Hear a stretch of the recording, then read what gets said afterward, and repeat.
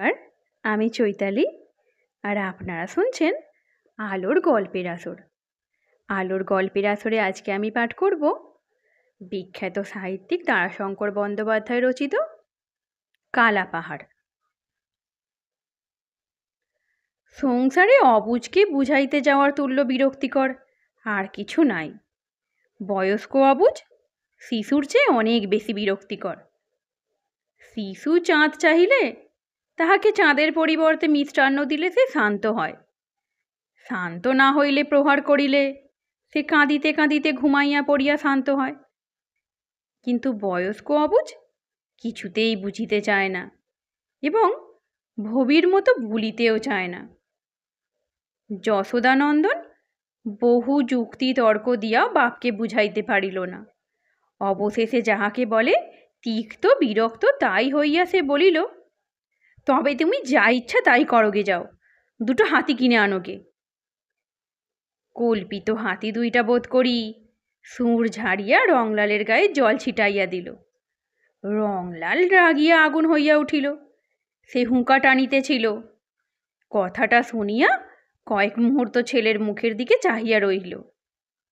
রংলাল বলিল, হাতি হাতি বলি, ওরে হারামজাদা, কখন আমি হাতি কিনবো বলিছি?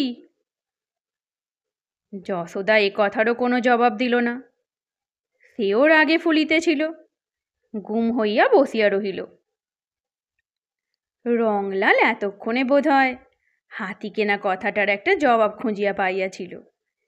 সেও এবার শ্লেষপূর্ণ স্বরে বলিল, হাতি কেনা, দুটো ছাগল কিনবি বরং, ফলাও চাষ হবে। বাঁশের ঝাড়ের মতো ধানের ঝাড় হবে, 3 হাত লম্বা শীষ। চাষার ছেলে লেখাপড়া শিখলে এমন মুখ্যুই হয় কি না? বলি, হ্যাঁ রে মুখ্যু, ভালো গরু না হলে চাষ হয়? লাঙল মাটিতে ঢুকবে 1 হাত করে, 1 হেঁটো মাটি হবে গদগদে মোলাম ময়দার মতো, তবেই তো ধান হবে, ফসল হবে। রংলাল ধরেছে এবার সে গরু কিনিবে। এ কেনার ব্যাপার লইয়া মতদ্বৈত হেতু পিতা পুত্রে কয়েকদিন হইতেই কথা কাটাকাটি চলিতেছিল। রংলাল বেশ বড় চাষি, তাহার জোত জমাও মোটা, জমিগুলিও প্রথম শ্রেণীর। চাষের উপর যত্ন অপরিসীম। বলশালী প্রকাণ্ড যেমন তাহার দেহ, চাষের কাজে খাটেও সে তেমনি অসুরের মতো। কার্পণ্য করিয়া এক বিন্দু শক্তিও সে কখনো অবশিষ্ট রাখে না। বোধ হয় এই কারণে গরুর উপরেও তাহার প্রচণ্ড শখ। তাহার গরু চাই সর্বাঙ্গ সুন্দর, কাঁচা বয়স, বাহার রং, সুগঠিত শিং, সাপের মতো লেজ এবং আরও অনেক কিছু গুণ না থাকিলে গরু তাহার পছন্দ হয় না। আর একটা কথা, এই চাকলার মধ্যে তাহার গরুর মতো গরু যেন আর কাহারও না থাকে। গরুর গলায়তে ঘুঙুর ও ঘণ্টার মালা ঝুলাইয়া দেয়, 2টি বেলা ছেঁড়া চট দিয়া তাহাদের সর্বাঙ্গ ঝাড়িয়া মুছিয়া দেয়, শিং 2টিতে তেল মাখায়, সময়ে সময়ে তাহাদের পদসেবাও করে। কোনোদিন পরিশ্রম বেশি হইলে তাহাদের পা টিপিতে টিপিতে বলে, আহা কেষ্টর জীব। গত কয়েক বৎসর অজন্মার জন্য এবং পুত্র যশোদাকে স্কুলে পড়াইবার খরচ বহন করিতে হওয়ায় রংলালের অবস্থা ইদানিং একটু অসচ্ছল হইয়া পড়িয়াছে। কিন্তু যশোদা এবার ম্যাট্রিক পাস করিয়াছে, আর এবার ধানও মন্দ হয় নাই। এই জন্য এবার রংলাল ধরিয়া বসিয়াছে ভালো গরু তাহার চাই চাই। 1 জোড়া গরু গতবার মাত্র কেনা হইয়াছে, কিন্তু তাহাদের প্রতি রংলালের মমতা নাই।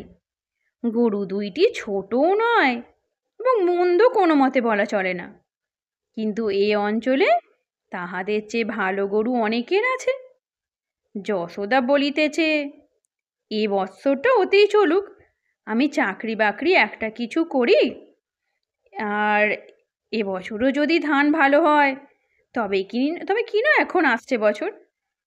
কিনতে গেলে 200 টাকার কম তো হবেই না, সে টাকা এখন পাবো কোথা? টাকা কোথা হইতে আসিবে সে রংলাল জানে না, তবে গরু তাহার চাই।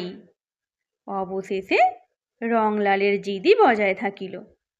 যশোদা রাগ করিয়াই আর কোনো আপত্তি করিল না। টাকার জোগাড় হইয়া গেল।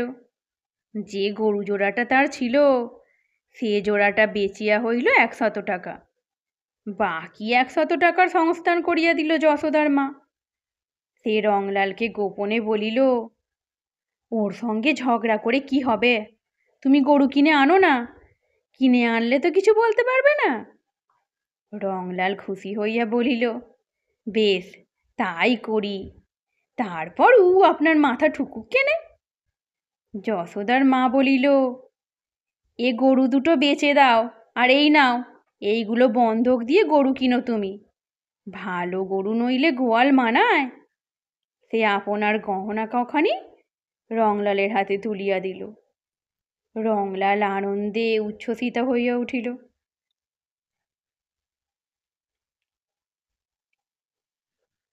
যাক, রংলাল টাকা কড়ি সংগ্রহ করিয়া পাচন্দি গ্রামের গরু মহিষের হাটে যাইবার সংকল্প করিল। বাছিয়া বাছিয়া মনের মতো 2টি গরু সে সংগ্রহ করিবে। পাচন্দির হাটে প্রবেশের মুখেই সে অবাক হইয়া দাঁড়াইয়া গেল।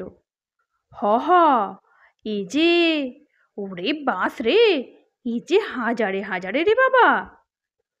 হাজার হাজার না হইলেও গরু মহিষ 2টা মিলিয়া 1000 খানেক আমদানি পাচন্দির হাটে হয়। আর মানুষ তেমনই অনুপাতে জুটিয়াছে। গরু মহিষের চিৎকারে, মানুষের কলরবে অদ্ভুত কোলাহল ধ্বনিত হইতেছে। মাথার উপর সূর্য তখন মধ্যাকাশে। যেখানটায় জানোয়ার কেনা বেচা হইতেছে সেখানে 1 ফোঁটা ছায়া কোথাও নেই। মানুষের সেদিকে ভ্রুক্ষেপ নাই, তাহারা অক্লান্তভাবে ঘুরিতেছে। রংলাল সেই ভিড়ের মধ্যে মিশিয়া গেল। গরুগুলি এক জায়গায় গায়ে গায়ে ঘেঁষিয়া দাঁড়াইয়া আছে, চোখে চকিত দৃষ্টি।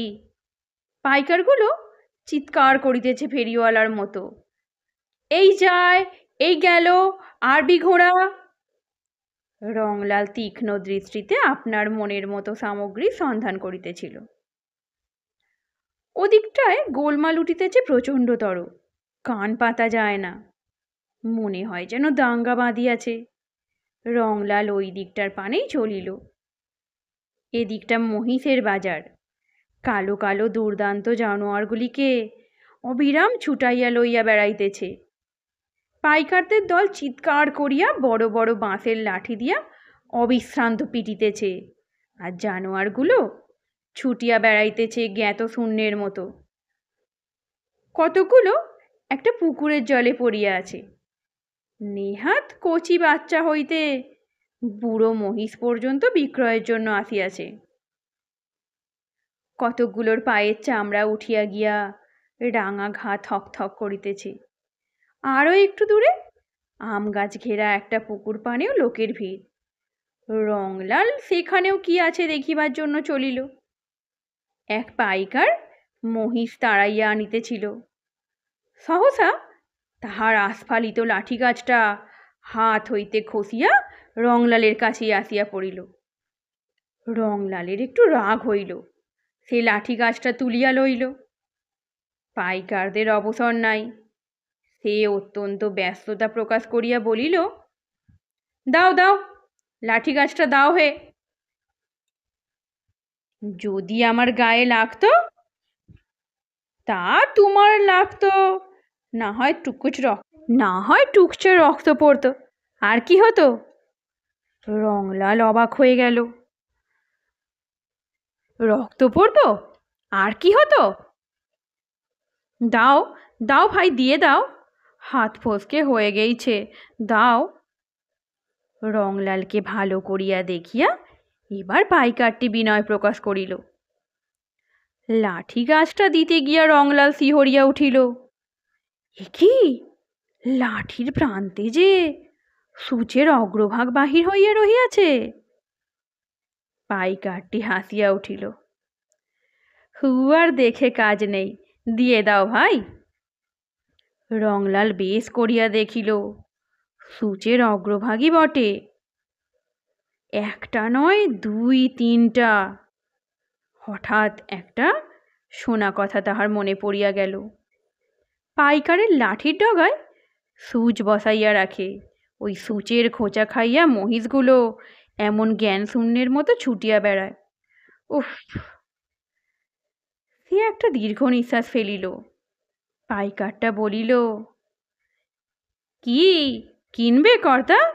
মহিষ কিনবে তো লও, ভালো মহিষ দিব, সস্তা দিব, আয় আয় বলিয়া রংলালকে দেখাইয়া সে মহিষগুলোকে ছুটাইতে আরম্ভ করিল।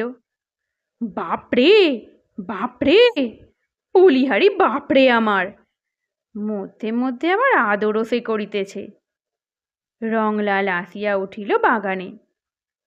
চারিপাশেই মহিষের মেলা। এগুলি বেশ হৃষ্টপুষ্ট, আর অযথা তাড়নার ফলে ছুটিয়াও বেড়াইতেছে না। শান্তভাবে কোনোটি বসিয়া, কোনোটি দাঁড়াইয়া চোখ বুজিয়া রোমন্থন করিতেছে। গরু এ বাগানে নাই। রংলাল সেখান হইতে ফিরিল, কিন্তু একেবারে বাগানের শেষ প্রান্তে আসিয়া থমকিয়া দাঁড়াইল। এ কি মহিষ না হাতি? এত প্রকাণ্ড বিপুলাকার মহিষ রংলাল কখনো দেখে নাই। কয়জন লোকও সেখানে দাঁড়াইয়াছিল। একজন বলিতেছিল, এ মোষ কে লেবে বাবা? পাইকারটা বলিল, এক লেবে ভাই রাজার জমিদারে, আর লেবে যার লক্ষ্মী নাই সেই। ঘুরছি তো ৫-৭ হাট, আবার কোথাও যাব। অন্য একজন বলিল, এ মোষ গেরস্ততে নিয়ে কি করবে? এর হালের মুঠো ধরবে কে? তার জন্য এখন লোক খোঁজো। পাইকার বলিল, আর ভাই, বুদ্ধিতে মানুষ যার বশ করেছে, আর এ তো মোষ। আর ভাই, বুদ্ধিতে মানুষ বাঘ বশ করছে, আর এ তো মোষ। লাঙল বড় করলেই জানোয়ার জব্দ, এর লাঙল মাটিতে ঢুকবে ১.৫ হাত। রংলাল তীক্ষ্ণ প্রশংসমান দৃষ্টিতে মহিষ জোড়াটার দিকে চাহিয়াছিল। বলিহারি বলিহারি, দেহের অনুপাতে পাগুলো খাটো, আবক্ষ পঙ্ক হইতে অন্তত ২০ মণ ওজন তো স্বচ্ছন্দে ওই খাটো পায়ে খুঁটি দিয়া তুলিয়া লইবে। কি কালো রং, নিকষের মতো কালো। শিং দুইটির পাহাড় সবচেয়ে বেশি, আর দুইটি কি এক ছাঁচে ঢালিয়া গড়িয়াছে, যেন যমজ শিশু। কিন্তু দামে কি সে পারিবে? আচ্ছা, দেখাই যাক। হাট ভাঙিয়া শেষ লোকটি পর্যন্ত চলিয়া যাক, তখন দেখা যাইবে। পাইকারটাও তো বলিল, ৫-৭টা হাটে খরিদ্দার জুটে নাই। কথা তো শুধু টাকারই নয়, সকলের চেয়ে বড় কথা ওই জানোয়ার দুইটির বিপুল উদর। রংলাল এই মহিষ দুইটাই কিনিয়া ফেলিল। কিছুতেই সে প্রলোভন সংবরণ করিতে পারিল না। ওই টাকাতেই তাহার হইল। পাইকারটাও কয়েক হাট ঘুরিয়া বিরক্ত হইয়া উঠিয়াছিল। অনেকগুলি টাকা তাহার এতদিন আবদ্ধ হইয়া আছে। যখন সে দেখিল সত্যই রংলালের আর সম্বল নাই, তখন ১৯৮ টাকাতেই মহিষ দুইটি রংলালকে দিয়া দিল।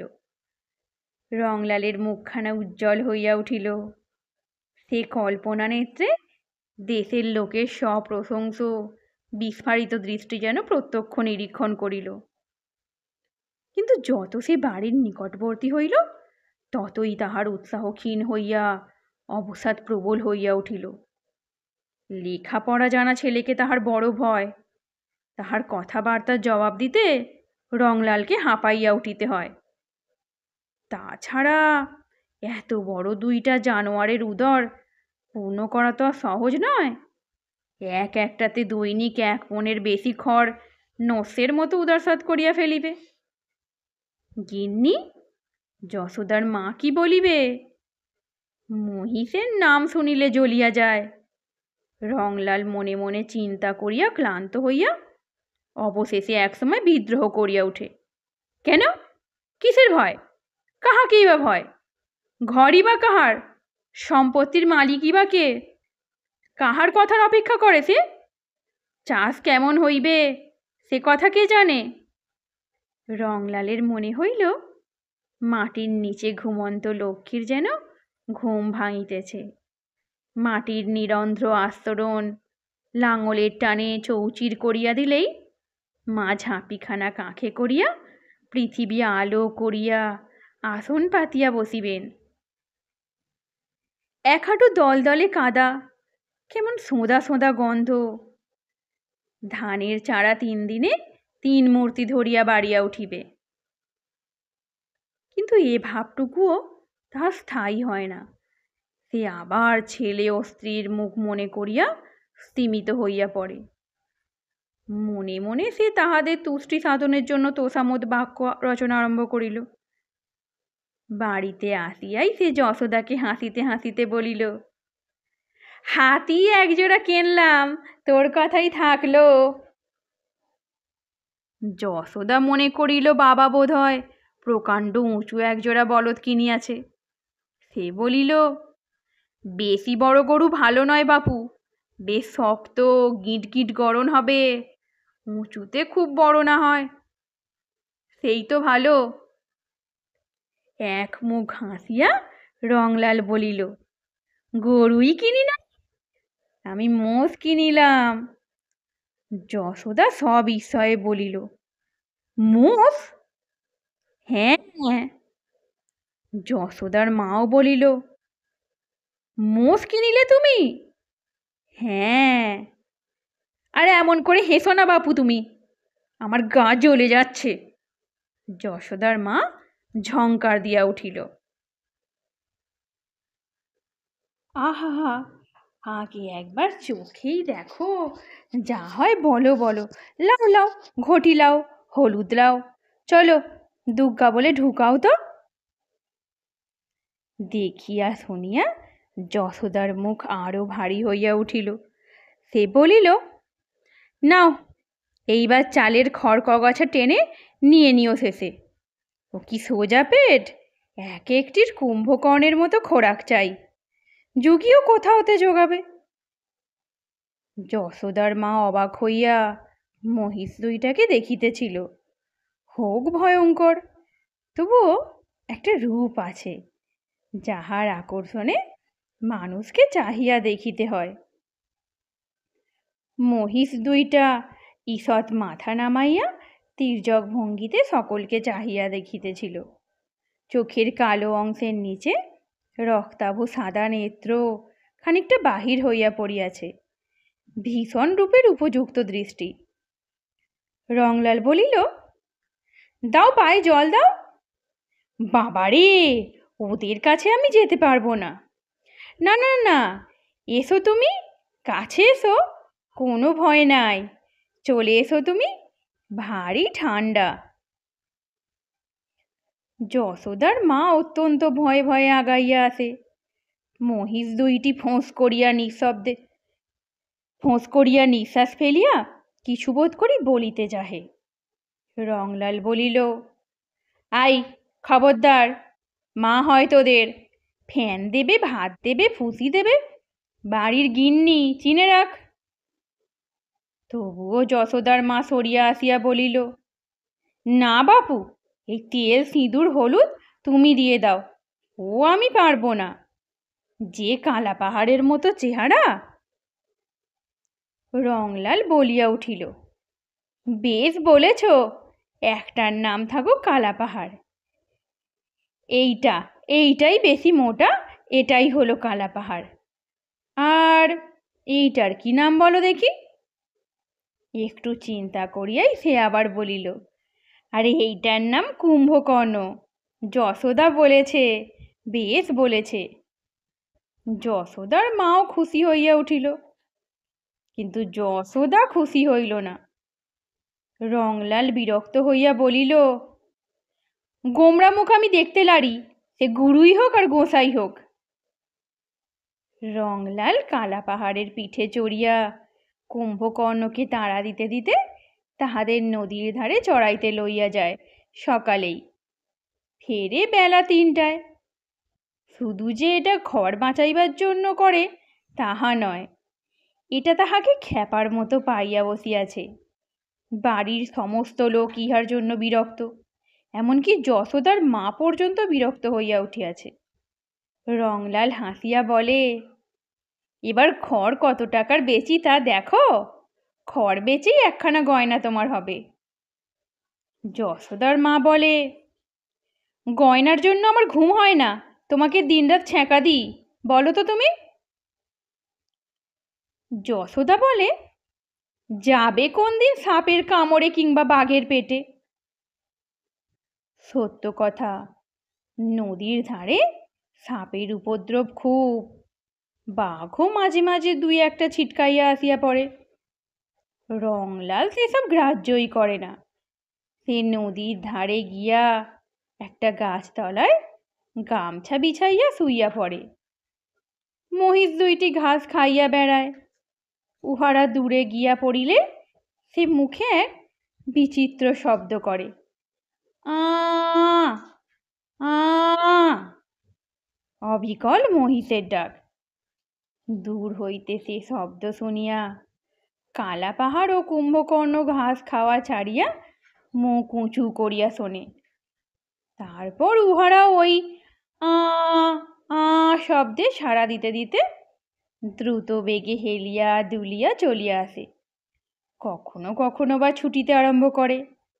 রংলালের কাছে আসিয়া তাহার মুখের দিকে চাহিয়া দাঁড়ায়, যেন প্রশ্ন করে, ডাকিতেছ কেন? রংলাল দুইটার গালেই দুই হাতে একটা করিয়া চড় বসাইয়া দিয়া বলে, পেটে তোদের আগুন লাগুক, খেতে খেতে কি বেলা যাবে নাকি?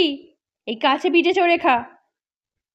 মহিষ দুইটা আর যায় না, তাহারা সেইখানেই শুইয়া পড়িয়া চোখ বুজিয়া রোমন্থন করে। কখনো বা নদীর জলে আকণ্ঠ ডুবিয়া বসিয়া থাকে। রংলাল ডাকিলে জল সিক্ত গায়ে উঠিয়া আসে। মাঠে যখন সে লাঙল চালায়, তখন প্রকাণ্ড বড় লাঙলখানা সজোরে মাটির বুক চাপিয়া ধরে। কালা পাহাড় ও কুম্ভকর্ণ অবলীলাক্রমে টানিয়া চলে। প্রকাণ্ড বড় বড় মাটির চাই দুই ধারে উল্টাইয়া পড়ে। এক হাতেরও উপর গভীর তলদেশ উন্মুক্ত হইয়া যায়। প্রকাণ্ড বড় গাড়িটার একতলা ঘরের সমান উঁচু করিয়া ধানের বোঝা চাপাইয়া দেয়। লোকে সবিস্ময়ে দেখে। রংলাল হাসে। মধ্যে মধ্যে কালা পাহাড় ও কুম্ভকর্ণকে লইয়া বিষম বিপদ বাঁধিয়া উঠে। এক একদিন তাহাদের মধ্যে কি মনান্তর যে ঘটে, উহারা দুইটা যুদ্ধমান অসুরের মতো সামনাসামনি দাঁড়াইয়া ক্রোধে ফুলিতে থাকে। মাথা নিচু করিয়া আপন আপন শিং উদ্যত করিয়া সম্মুখে দুই পা মাটিতে ঠুকিতে আরম্ভ করে। তারপর যুদ্ধ আরম্ভ হইয়া যায়। এক রংলাল ছাড়া সে সময় আর কেহ তাহাদের মধ্যে যাইতে সাহস করে না। রংলাল প্রকাণ্ড একগাছা বাঁশের লাঠি হাতে নির্ভয়ে উহাদের মধ্যে পড়িয়া দুটিকেই পিটাইতে আরম্ভ করে। প্রহারের ভয়ে দুইটাই সরিয়া দাঁড়ায়। রংলাল সেদিন দুইটাকে সাজা দেয়, পৃথক গোহালে তাহাদের আবদ্ধ করিয়া অনাহারে রাখে। তারপর পৃথকভাবে তাহাদের স্নান করাইয়া পেট ভরিয়া খাওয়াইয়া তবে একসঙ্গে মিলিতে দেয়। সঙ্গে সঙ্গে অনেক উপদেশও দেয়। ছি, ঝগড়া করতে লাই, একসঙ্গে মিলেমিশে থাকবি, তবে তো। বছর তিনেক পরে অকস্মাৎ একদিন একটা দুর্ঘটনা ঘটিয়া গেল। গ্রীষ্মের সময় রংলাল নদীর ধারে বেশ কুঞ্জবনের মতো গুলমাচ্ছাদনের মধ্যে নিশ্চিন্ত নিদ্রায় মগ্ন ছিল। কালা পাহাড় ও কুম্ভকর্ণ অদূরেই ঘাস খাইতেছিল। অকস্মাৎ একটা বিজাতীয় ফ্যাঁস ফ্যাঁস শব্দে ঘুম ভাঙিয়া চোখ মেলিয়াই রংলালের রক্ত হিম হইয়া গেল। নিবিড় গুল্ম বনটায় প্রবেশ পথের মুখেই একটা চিতাবাঘ হিংস্র দৃষ্টিতে তাহারই দিকে চাহিয়া আছে। হিংস্র লোলুপতায় দাঁতগুলি বাহির হইয়া পড়িয়াছে। ফ্যাঁস ফ্যাঁস শব্দ করিয়া বোধহয় আক্রমণের সূচনা করিতেছে। রংলাল ভীরু নয়, সে পূর্বে কয়েকবার চিতাবাঘ শিকারে একটা বিশেষ অংশগ্রহণ করিয়াছে। রংলাল বেশ বুঝিতে পারিল সংকীর্ণ প্রবেশ পথের জন্যই বাঘটা ভিতরে প্রবেশ করিতে ইতস্তত করিতেছে। নতুবা ঘুমন্ত অবস্থাতেই সে তাহাকে আক্রমণ করিত। সে দ্রুত হামাগুড়ি দিয়ে বিপরীত দিকে পিছাইয়া গিয়া কুঞ্জবনটার মধ্যস্থলে প্রকাণ্ড গাছটাকে আড়াল করিয়া ডাকিতে আরম্ভ করিল। আ আ আ মুহূর্ত মধ্যে উত্তর আসিল, আ আ আ। বাঘটা চকিত হইয়া কুঞ্জবনটার মুখ হইতে সরিয়া আসিয়া চারিদিকে চকিত দৃষ্টি নিক্ষেপ করিয়া দেখিল উহার দিকে অগ্রসর হইয়া আসিতেছে কালা পাহাড় ও কুম্ভকর্ণ। সেও দন্ত বিস্তার করিয়া গর্জন করিতে আরম্ভ করিল। রংলাল দেখিল কালা পাহাড় ও কুম্ভকর্ণে সে এক অদ্ভুত মূর্তি। তাহাদের এমন ভীষণ রূপ সে কখনো দেখে নাই। তাহারা ক্রমশ পরস্পরের নিকট হইতে সরিয়া বিপরীত দিকে চলিতেছে। কয়েক মুহূর্তের মধ্যেই দেখা গেল বাঘটার একদিকে কালা পাহাড়, অন্যদিকে কুম্ভকর্ণ। মধ্যে বাঘটা চঞ্চল হইয়া উঠিয়াছে। সে নিজের বিপদ বুঝিতে পারিয়াছে। বাঘটা ছোট, তবুও সে বাঘ। সে বোধ হয় অসহিষ্ণু হইয়া অকস্মাৎ একটা লাফ দিয়া কুম্ভকর্ণের উপর পড়িল। পর মুহূর্তেই কালা পাহাড় তার উদ্যত শিং লইয়া তাহাকে আক্রমণ করিল। কালা পাহাড়ের শিংয়ের আঘাতে বাঘটা কুম্ভকর্ণের পিঠ হইতে ছিটকাইয়া দূরে পড়িয়া গেল। আহত কুম্ভকর্ণ উন্মত্তের মতো বাঘটার উপর নত মস্তকে উদ্যত শিং লইয়া ঝাঁপাইয়া পড়িল। কুম্ভকর্ণের শিং দুইটা ছিল অত্যন্ত তীক্ষ্ণ এবং অপেক্ষাকৃত সোজা। একটা শিং বাঘটার তলপেটে সোজা ঢুকিয়া গিয়া বাঘটাকে যেন গাঁথিয়া ফেলিল। মরণ যন্ত্রণা কাতর বাঘটাও নিদারুণ আক্রোশে তাহার ঘাড়টা কামড়াইয়া ধরিল। ওদিকে কালা পাহাড় আসিয়া বাঘটার উপর শিংয়ের আঘাত আরম্ভ করিল। রংলাল তখন বাহির হইয়া আসিয়াছে। সেও দারুণ উত্তেজনায় জ্ঞান শূন্যের মতো চালাইতে আরম্ভ করিল তাহার বাঁশের লাঠি। কিছুক্ষণের মধ্যে যুদ্ধমান দুইটা জন্তুই মাটিতে গড়াইয়া পড়িল। বাঘটার প্রাণ তখন থাকিলেও অত্যন্ত ক্ষীণ শরীরে শুধু দুই একটা অতি ক্ষীণ আক্ষেপ মাত্র স্পন্দিত হইল। কুম্ভকর্ণ পড়িয়া শুধু হাঁপাইতেছিল। তাহার দৃষ্টি রংলালের দিকে। চোখ হইতে দর দর ধারে জল গড়াইতেছে। রংলাল বালকের মতো কাঁদিতে আরম্ভ করিল। বিপদ হইল কালা পাহাড়কে লইয়া। সে অবিরাম আ আ করিয়া চিৎকার করে আর কাঁদে। রংলাল বলিল, জোর নইলে থাকতে পারিতেছে না, জোর একটা এই হাটেই কিনতে হবে। পরের হাটেই সে অনেক দেখিয়া চড়া দামে কালা পাহাড়ের জোর কিনিয়া ফেলিল। টাকা লাগিল অনেক, একটারই দাম দিতে হইল 150 টাকা। কিন্তু তবুও কালা পাহাড়ের যোগ্য সাথী হইল না। তবে এটার বয়স এখনো কাঁচা, এখনো বাড়িবে। ভবিষ্যতে 2-1 বছরের মধ্যে কালা পাহাড়ের সমকক্ষ হইবে বলিয়াই মনে হয়। এই তো সবে 4খানা দাঁত উঠিয়াছে। কালা পাহাড় কিন্তু তাহাকে দেখিবা মাত্র ক্রুদ্ধ হইয়া উঠিল। সে শিং বাঁকাইয়া পা দিয়া মাটি খুঁড়িতে আরম্ভ করিল। রংলাল তাড়াতাড়ি কালা পাহাড়কে শিকলে আবদ্ধ করিয়া দূরে বাঁধিয়া বলিল, পছন্দ হচ্ছে না বুঝি ওকে? না, ওসব হবে না, মারলে হাড় ভেঙে দেবো তোমার তাহলে। হ্যাঁ। নূতনটাকেও বাঁধিয়া জাপ দিয়া সে বাড়ির ভিতরে আসিয়া স্ত্রীকে বলিল, কালা পাহাড় তো খেপে উঠেছে একে দেখে, সে রাগ কত। যশোদার মাকে বলিল, আহা বাবু, কুম্ভকর্ণকে বেচারা ভুলতে লারছে, কত দিনের ভাব। কথাটা বলিয়াই সে স্ত্রীর দিকে চাহিয়া ফিক করিয়া হাসিয়া বলিল, যেমন তোমাতে আর আমাতে। মরণ তোমার, কথা ছিঁড়ি দেখো কেনে, ওরা হলো বন্ধু। তা বটে। রংলাল পরাজয় মানিয়াও পুলকিত না হইয়া পারিল না। তারপর বলিল, ওট ওট, জল তেল সিঁদুর হলুদ নিয়ে চল। ঠিক এই সময় বাড়ির রাখালটা ছুটিয়া আসিয়া বলিল, ওগো মোড়ল মশাই, শিগগির এসো গো, কালাপাহাড় নতুনটাকে মেরে ফেললে। সে কি রে, শেকল দিয়ে বেঁধে এলাম যে। রংলাল ছুটিয়া বাহির হইয়া গেল। রাখালটাও পিছনে পিছনে আসিতে আসিতে বলিল, গোঁচ উপড়ে ফেলাচ্ছে মশাই, আর যা গোঙাচ্ছে, এতক্ষণ হয়তো মেরেই ফেলালে। রংলাল আসিয়া দেখিল রাখালটার কথায় এক বিন্দু অতিরঞ্জিত নয়। শিকল সমেত খুঁটিটাকে উপড়াইয়া সে আর আবদ্ধ নতুন মহিষটাকে দুর্দান্ত ক্রোধে আক্রমণ করিয়া প্রহার করিতেছে। নূতনটা একে কালাপাহাড় অপেক্ষা দুর্বল, এবং এখনো তাহার বাল্য বয়স উত্তীর্ণ হয় নাই।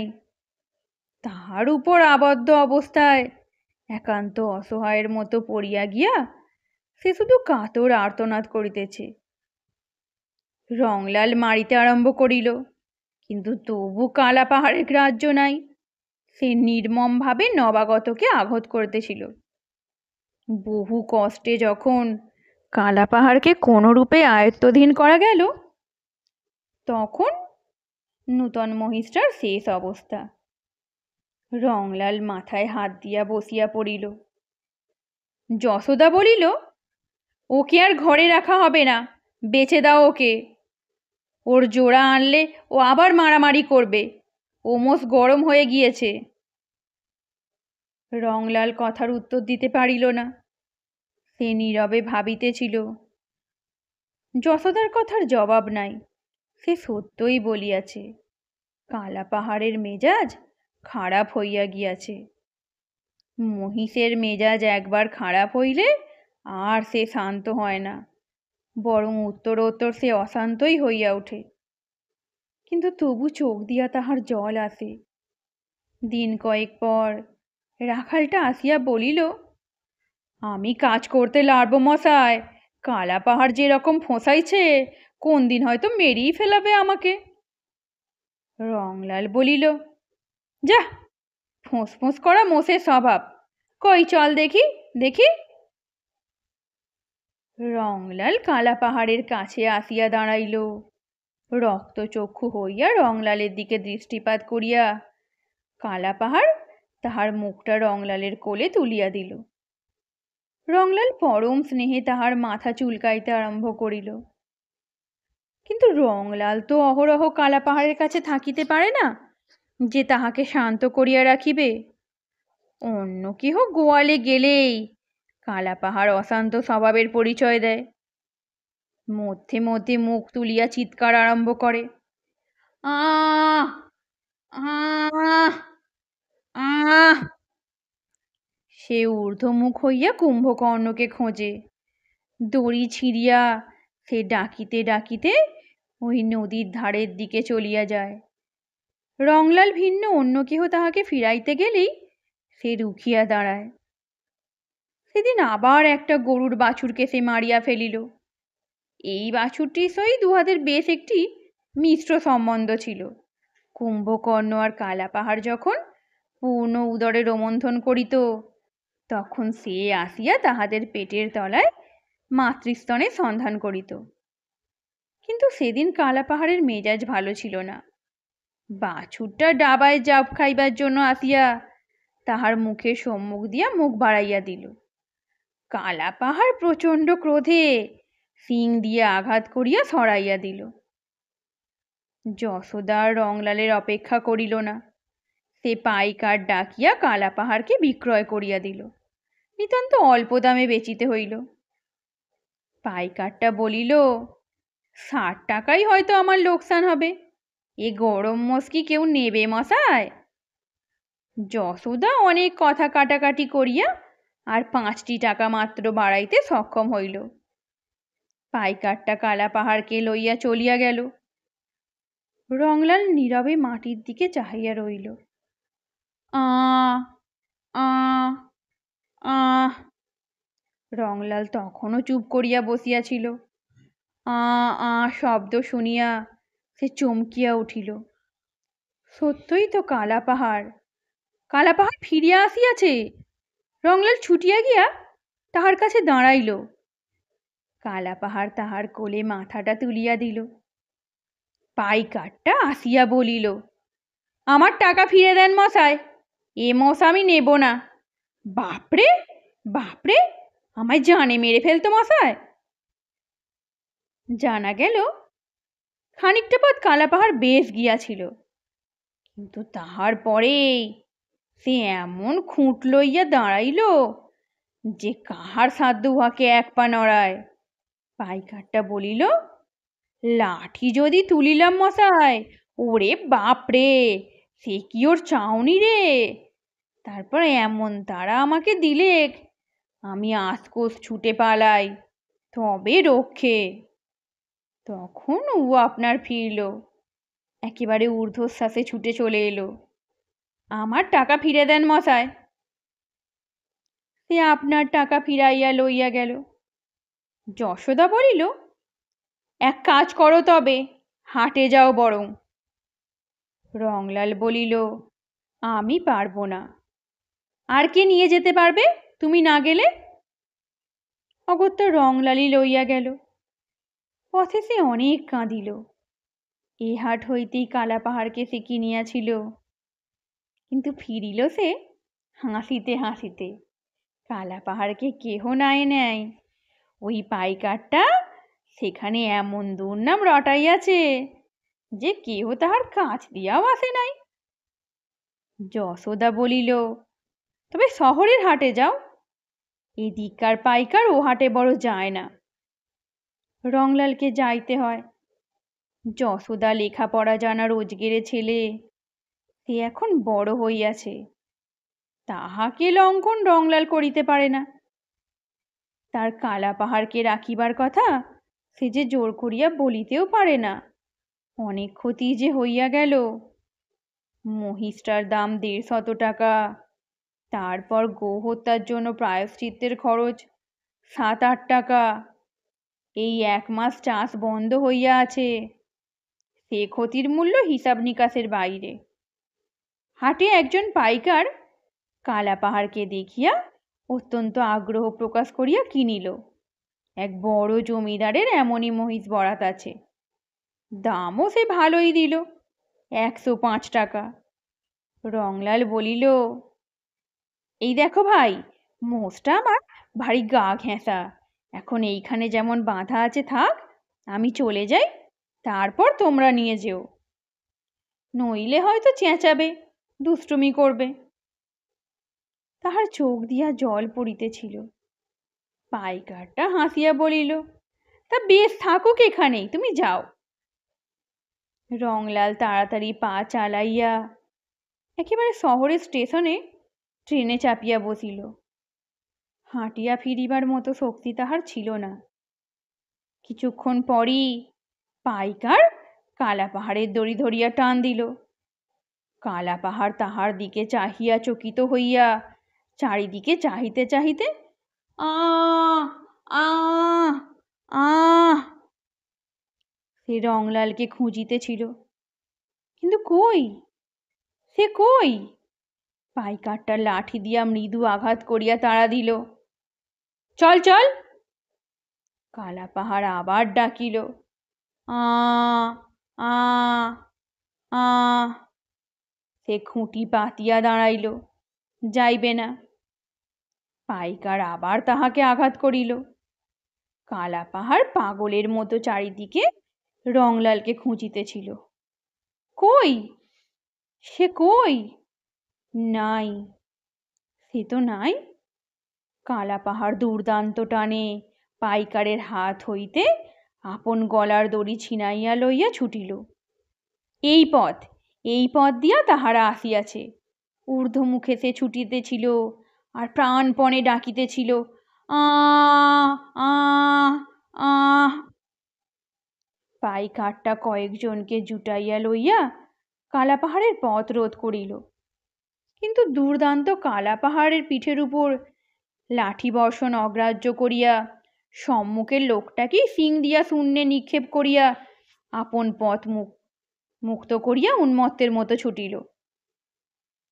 কিন্তু এসব যে তাহার সম্পূর্ণ অপরিচিত। শহরের রাস্তার দুই পাশে সারি সারি দোকান, এত জনতা, ওটা কি? একখানা ঘোড়ার গাড়ি আসিতেছিল। কালাপাহাড় ভয়ে একটা পাশের রাস্তা দিয়া ছুটিল। রাস্তায় লোকজন হৈ হৈ করিতেছিল, কারমোস কারমোস! কি অদ্ভুত আকার, বিকট শব্দ! একখানা মোটর কার আসিতেছে। কালাপাহাড়ের জ্ঞান লোপ পাইয়া গেল। তাহার মনশ্চক্ষে আপনার বাড়িখানি দেখিতেছিল, আর রংলালকে তার স্বরে ডাকিতেছিল। সে এবারে একখানা পানের দোকান চুরমার করিয়া দিয়া আবার বিপরীত দিকে ফিরিল।